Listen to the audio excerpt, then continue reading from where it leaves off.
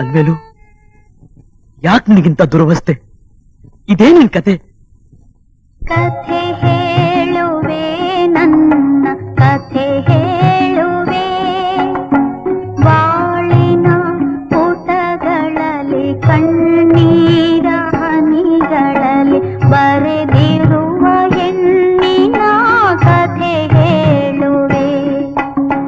ಕಥೆ ಹೇಳುವೆ, ನನ್ನ ಕಥೆ ಹೇಳುವೆ.